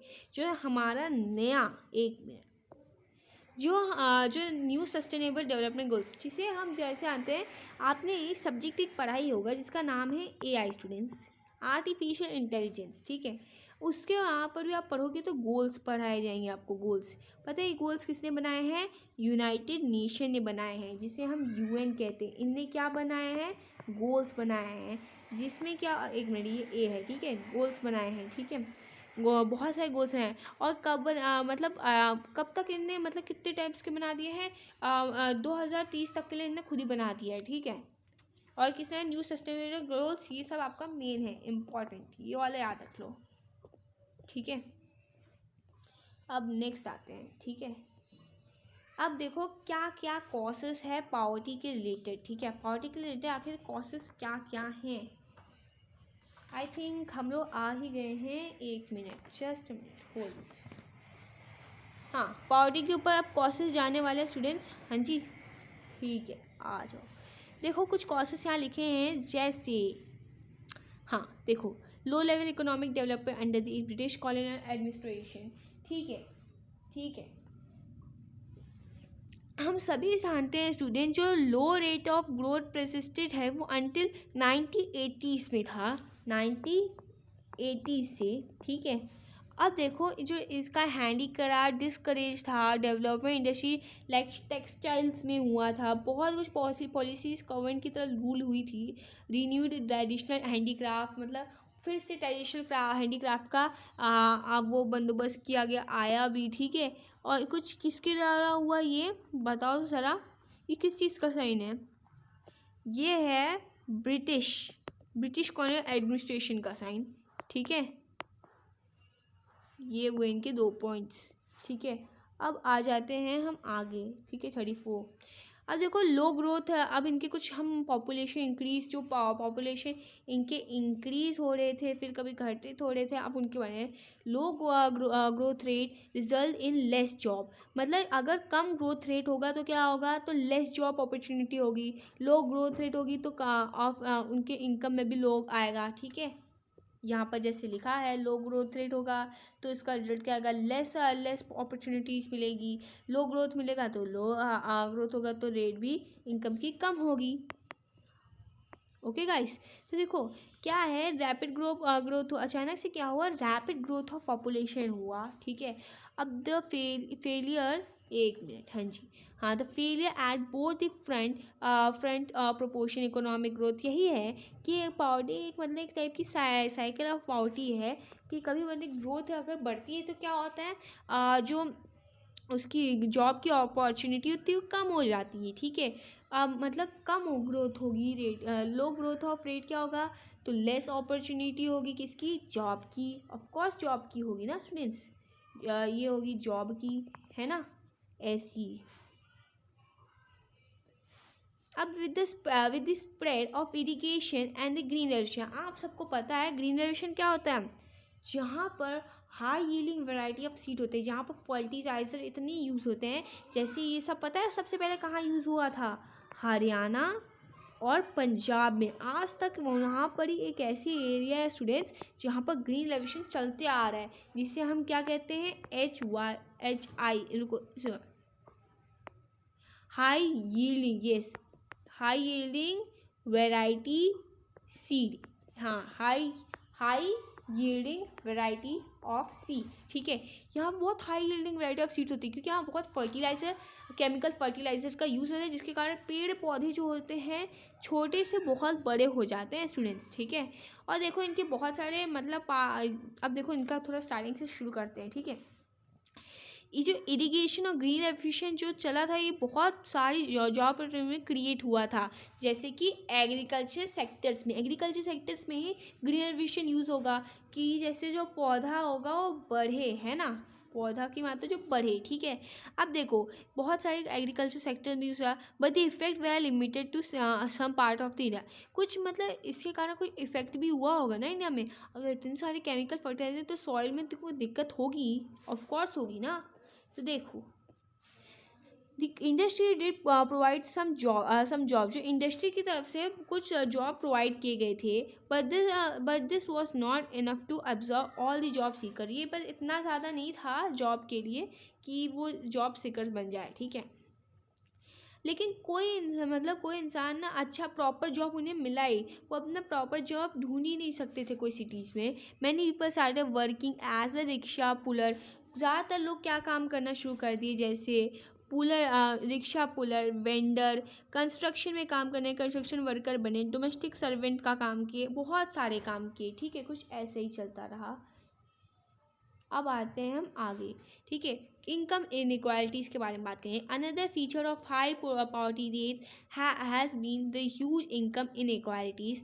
कोई और भी रीज़न है जैसे इनकम्स के कारण इनइक्वालिटीज़। जैसे कि हम जानते हैं स्टूडेंट्स, अगर कोई इंसान है, कोई गरीब इंसान है तो क्या होता है, जैसे एक एग्जांपल देते हैं, चलो आपको, कोई बंदा है, ठीक है, कोई गरीब बंदा है और एक अमीर बंदा, दोनों एक साथ काम कर रहे हैं। तो अब बताओ आप किसको ज़्यादा मानोगे, गरीब को कि अमीर को? आपके हिसाब से तो आप अमीर को ही मानोगे। तो इसमें बहुत इनकम इनइक्वालिटीज़ होती है। हाई पॉवर्टी रेट्स के कारण आजकल बहुत ह्यूज इनकम इनइक्वालिटीज़ होती जा रही है स्टूडेंट्स, बहुत ज़्यादा, ठीक है। मेन रीज़न क्या है, अनइक्वल डिस्ट्रीब्यूशन ऑफ लैंड है अनदर रीज़न। देखो यार, कुछ ऐसे ज़मींदार होते हैं, कुछ ऐसे बड़े लोग रहते हैं कि लैंड तो भर भर के ले लेंगे। सुनो, बात सुनना ध्यान से, ठीक है। अभी आपको एक ग्राफ के हिसाब से समझाते हैं, चलो। कुछ लोग क्या होते हैं स्टूडेंट्स, एक बड़ा सा लैंड ले तो लेते हैं, जैसे मान लो एक बड़ा सा उन्होंने लैंड लिया किसी ज़मींदार ने, लेकिन उनने पेड़ पौधे लगाए नहीं। वो सूखा पड़े आ रहा है भाई, सूखा पड़े जा रहा है, सूखा पड़े जा रहा है, खेत ऐसे ऐसे चलते जा रहा है, सूखा पड़ा आ रहा है। लेकिन अगर किसी गरीब इंसान फार्मर को दे दिया जाए तो वो उस पर खेती कर लेगा, कुछ सामान बेच देगा और कुछ अपनी फैमिली के लिए भी इस्तेमाल कर लेगा, अफोर्ड भी कर लेगा, तो गरीब नहीं होगा। फिर अगर उसे नहीं दिया जाएगा, इसलिए बहुत ज़्यादा क्या होता है, लैंड में इनइक्वालिटीज़ होती हैं। क्या होती हैं? इनइक्वालिटीज़। ठीक है, अनइक्वल डिस्ट्रीब्यूशन होता है, अनइक्वल डिस्ट्रीब्यूशन हो जाता है। यही मेन कारण है कि इसका मेन यही रीज़न आता है स्टूडेंट कि उनके पास अनइक्वल डिस्ट्रीब्यूशन होता है। उनको इतना छोटा सा दे देंगे ना, उसमें कुछ कर पाएंगे ना, कुछ ना बेच पाएंगे, है ना, ना खुद के लिए कर अफोर्ड कर पाएंगे, ना बाहर लोगों को बेच पाएंगे। ठीक है, ये कुछ ऐसे रिसोर्सेज के बारे में बात हुई। ठीक है, ये दूसरी बात हुई। ठीक है, जो मेजर पॉलिसीज़ थी उनको मतलब बहुत दिक्कतें इम्प्लीमेंटेशन हुआ। ठीक है, लैक ऑफ इम्प्लीमेंटेशन हटाया गया। Use proper implementation of policy could have improve the life of millions rural poor. जिस तरह की से मैंने आपको एक ऐसे समझाया, आप समझ गए होंगे कि कितना मतलब भेदभाव डिस्क्रिमिनेशन होते आ रहा है गरीब और अमीर में। ठीक है, नेक्स्ट आते हैं हम अदर फैक्टर, कुछ अलग फैक्टर्स के बारे में हम बात करने वाले हैं। अब वो जैसे क्या है? ठीक है, other social culture economic factor also are responsible for poverty. कुछ और सोशल कल्चर वाले और समाज कल्चर वाले इकोनॉमिक फैक्टर के वो पॉवर्टी की कुछ रिस्पॉन्सिबिलिटी निभाते हैं। ठीक है, वो जैसे देखो, हम कैसे कहेंगे कि कोई सोशल ऑब्लिगेशन फुलफिल करना है तो religion ceremony people in India including very poor spend a lot of money. अगर हम कोई मतलब कोई रिलीजन सेरेमनी बनाए अपने इंडिया में और कोई people including very poor people ही करे तो उसमें बहुत ज़्यादा क्या होता है, मनी का इस्तेमाल हो जाता है। ठीक है, इसीलिए यहाँ पर इन 2 पॉइंट्स में यही बताया गया है कि फुलफिल अपने सोशल ऑब्लिगेशन के लिए बहुत सारे पैसे की ज़रूरत होती है, इंक्लूडिंग वेरी पुअर पीपल को भी करना पड़ता है। Poor people hardly have any saving, मतलब उसके पास बहुत कम ही सेविंग्स रहती है। They borrow they can not borrow, unable to borrow and they unable to repay because of the poverty, they become victim of the independence. ठीक है, देखो क्या है स्टूडेंट्स की बच्चों उनके पास बड़ी कम सेविंग्स होती है, क्योंकि ना वो देखो वो लोग कुछ पैसे का लाते हैं। देखो कोई पैसे कोई लाया तो क्या होगा, उसने पैसे का इंतज़ाम कर पैसे उसके पास सेविंग बहुत कम होती है, क्योंकि मान लो उसने एक लैंड ले लिया और उसने इतना छोटा सा मान लो लैंड है और किसी फार्मर का बहुत बड़ा लैंड है, उसने इतने में मतलब पूरा अपना खेती किया और इनमें से क्या हुआ, उसने आधे से ज़्यादा बेच दिया और कम से कम अपने पास रखा, क्योंकि वो खुद के पास इतना रख नहीं पा रहा, क्योंकि आधे से ज़्यादा चीज़ उसकी चली ही जाती है, वो सेविंग नहीं कर पाता, जिस कारण उसको क्या करना पड़ता है, बोरो करना पड़ जाता है। तो वो बोरो कर लेते हैं तो उसको वापस वो चीज़ देनी भी है, लेकिन वो क्या है, पावर्टी के कारण वो वेरी दैट्स वाई ही और she is very poor, so he और she can not repay the borrow thing, है ना, वो अनेबल है उस चीज़ के लिए, तो इसलिए हम उन्हें क्या कहेंगे, विक्टिम ऑफ इंडिपेंडेंस। ठीक है, ये अदर कुछ और फैक्टर थे। अब हम बात करेंगे एंटी पावर्टी मेज़र के बारे में, जो सबसे मेन चीज़ यहाँ पर कहलाई गई है स्टूडेंट्स, सबसे मेन चीज़। ठीक है, अब देखो वो आखिर है क्या, है ना, तो चलो स्टार्ट करते हैं। ये वाला भी आ जाते हैं। चलो, RSS the current anti poverty strategy of the government is based on broadly of 2 planks. जो मतलब मेन स्ट्रैटेजी है एंटी पावर्टी गवर्नमेंट के हिसाब से, वो 2 प्लैंक्स में डिवाइड है। ठीक है, अब वो क्या है भाई, जरा देखते हैं हम भी। ठीक है, पहला आता है the promotion of economic growth, promotion मतलब इकोनॉमिक ग्रोथ का प्रमोशन करवाइए। दूसरी चीज़ target any anti poverty programmes, कुछ हमें किस चीज़ में टारगेट करना चाहिए, कोई एंटी पावर्टी करा कि हम पावर्टी को हटा सकें, कुछ ऐसे हमको टारगेट करना चाहिए। ठीक है, आ जाओ नेक्स्ट पे। Official poverty estimate which were about 45% early 1950 से पहले क्या था, कुछ 1950 से अर्ली आंसर 45% पावर्टी एस्टिमेशन थी। ठीक है, remain the same even in early 80s, आगे भी ऐसे ही चलता रहा 80s में कि वो 45% ही रहा। ठीक है, और since 80s India economic growth has been one of the fastest world.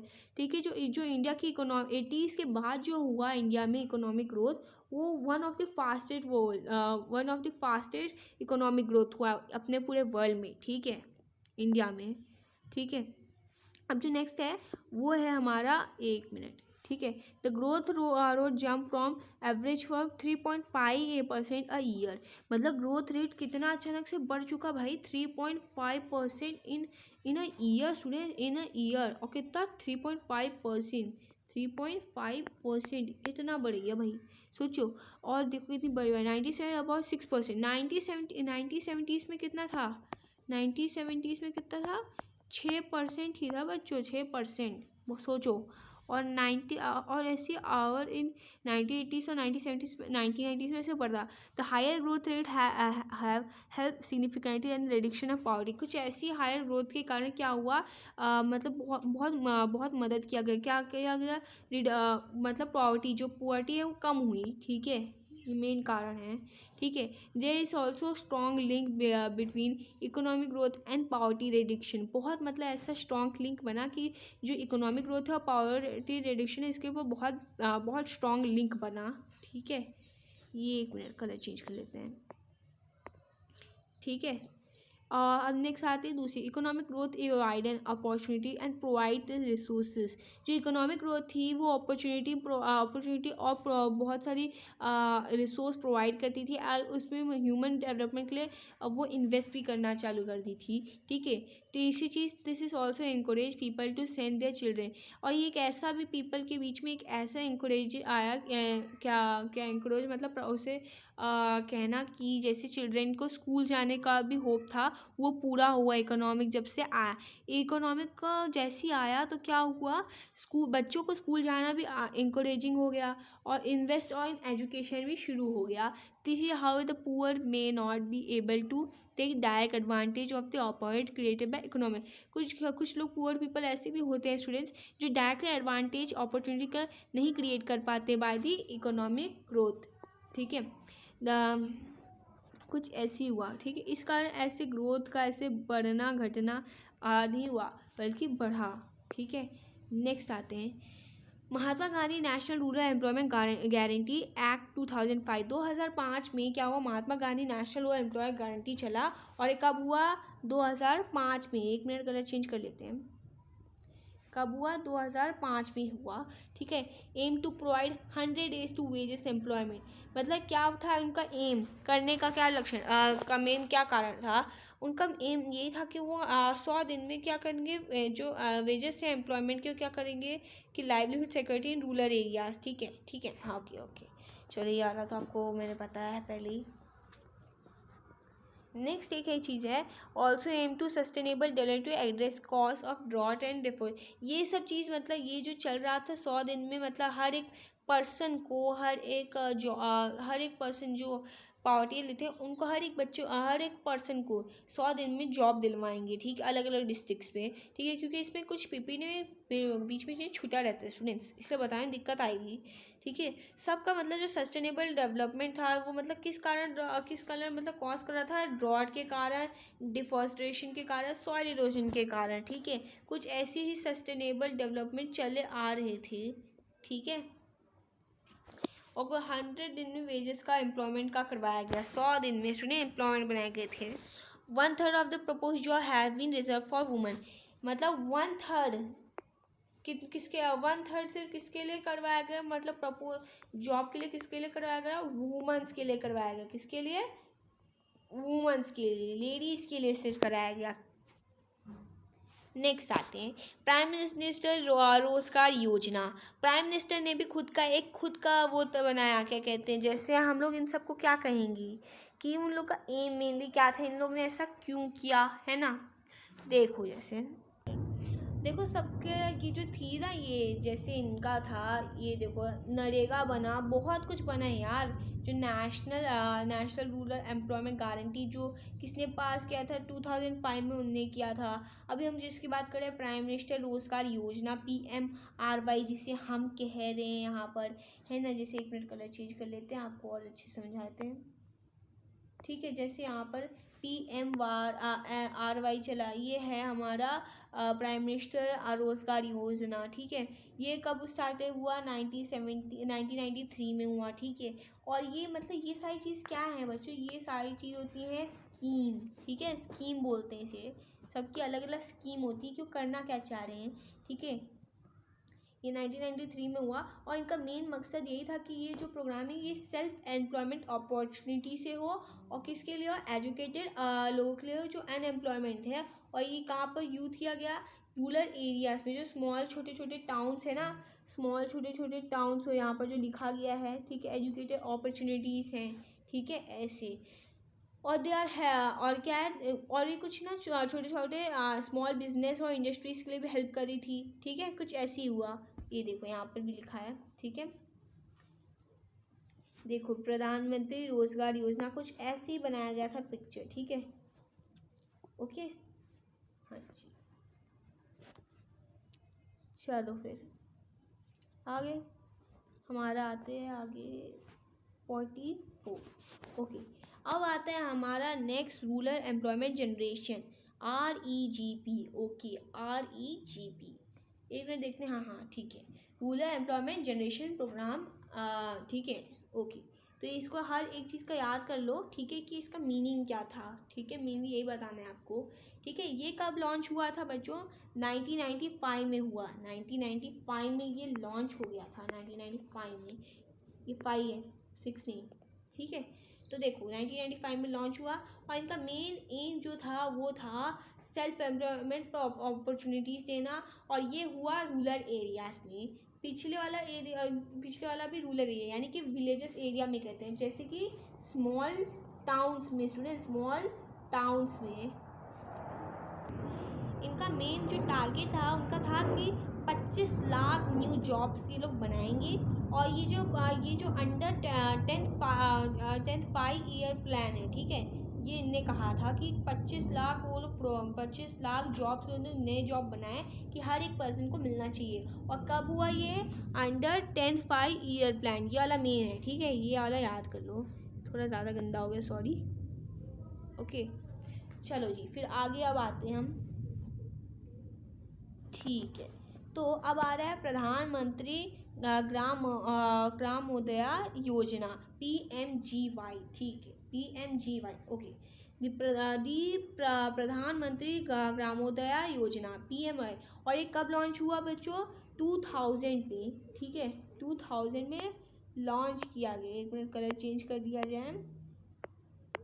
हाँ जी, ये 2000 में लॉन्च हुआ गया, स्टार्ट किया गया, और इसका नाम है PMGY। ठीक है, अब इसका मतलब हुआ क्या मेनली? ठीक है, इसमें हुआ क्या, जो एडिशनल सेंटर असिस्टेंट्स थे वो मतलब डिफरेंट स्टेट और basic services such as primary health, primary education, rural shelter, rural drinking water and rural electricity, another important scheme. ये इनकी अलग ही इंपॉर्टेंट स्कीम थी स्टूडेंट्स। ठीक है, ये मेन है। ठीक है, इन सब चीज़ों में इनने बहुत, इनका मेन मकसद यही था करने का। ठीक है, ये बहुत मेन है।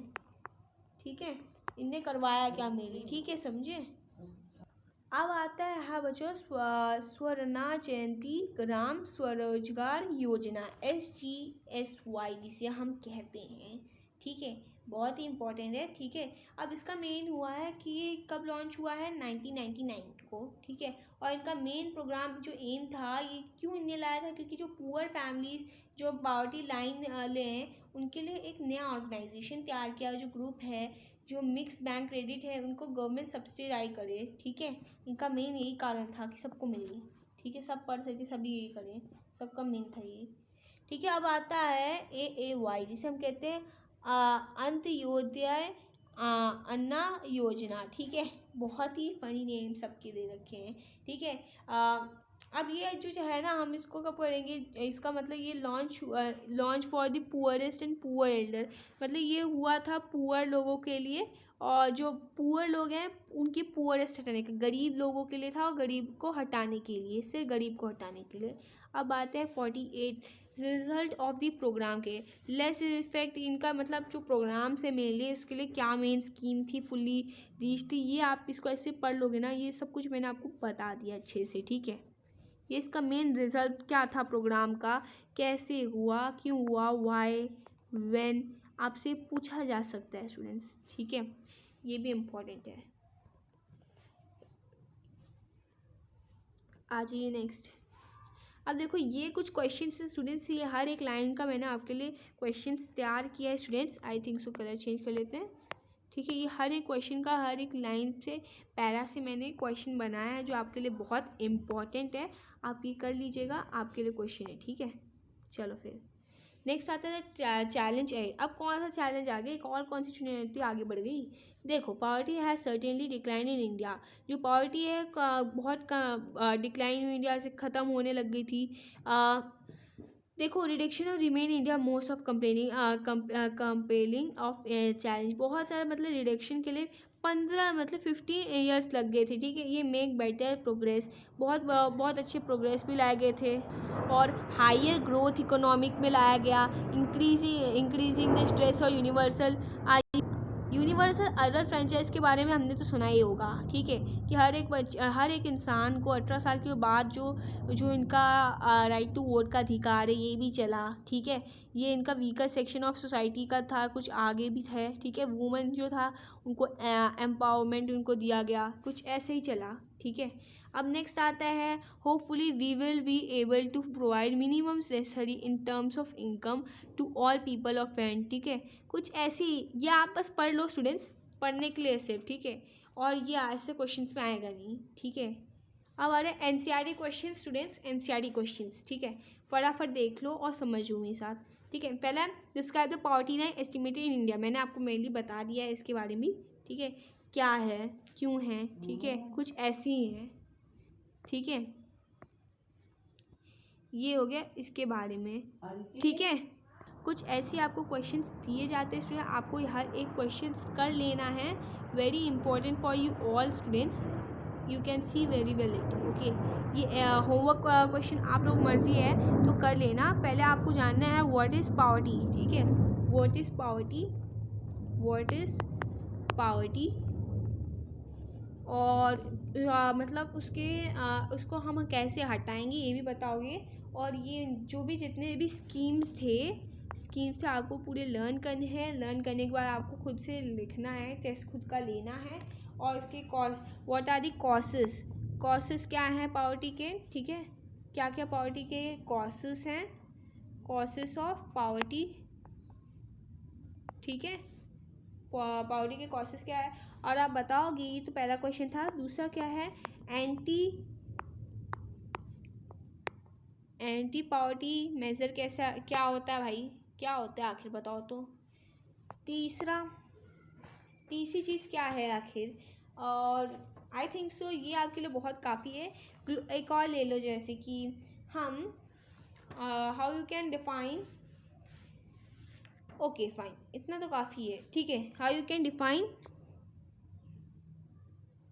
वल्नरेबिलिटी, ठीक है। ये वाला आप कर लो, बस यही आपके लिए होमवर्क क्वेश्चन डन, ठीक है। बहुत ही इजी था।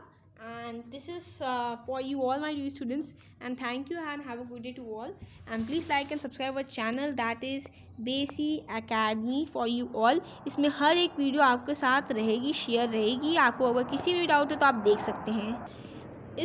आप बेसी एकेडमी को अगर लाइक एंड सब्सक्राइब करेंगे तो आपको हर एक चीज़ की नोटिफिकेशन मिलेगी। जैसे मैंने आपको आज वीडियो करवाई तो आपको ऐसी नोटिफिकेशन हर एक वीडियो की मिलेगी। So please like and subscribe our channel that is बेसी